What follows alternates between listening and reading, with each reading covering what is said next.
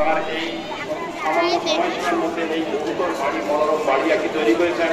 এই মনোরম মন্দিরও দেখছেন। এই মন্দির 12ই নভেম্বর 2021 সালে জগদ্ধাত্রী পূজার দিন শুরু হয়েছে।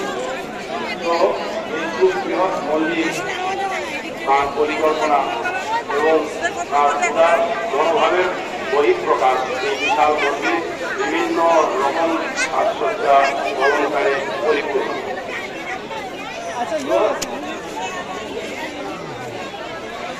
তার একটি সেবা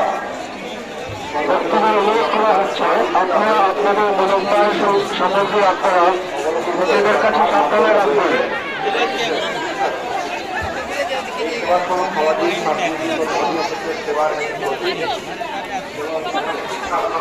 আমাদের জুতো রাখার বন্দোবস্ত করা আছে। ভক্তদের অনুরোধ করা হচ্ছে আপনারা জুতো রেখে কুপন সংগ্রহ করুন। মন্দিরের চারপাশে বাগানের সামনে জুতো রাখবেন না। সাংস্কৃতিক কর্মকাণ্ডের পাশাপাশি অন্যান্য প্রাণকার্য কর্মব্যাহত আছে। আপনারা এখন দেখছেন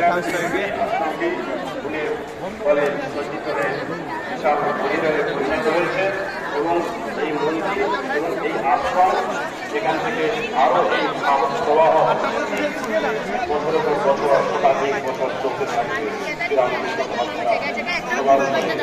গচ্ছিত হোক বলে আমি আমার ছোট্ট বক্তব্য শেষ করছি। নমস্কার।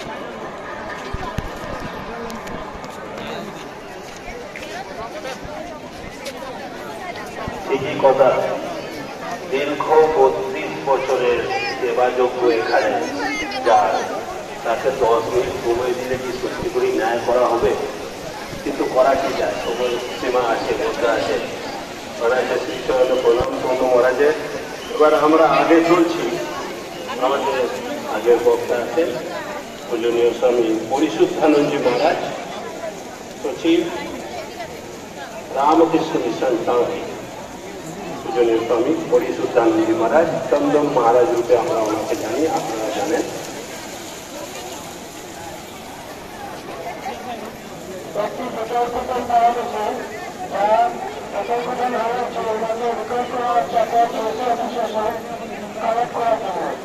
আপনারা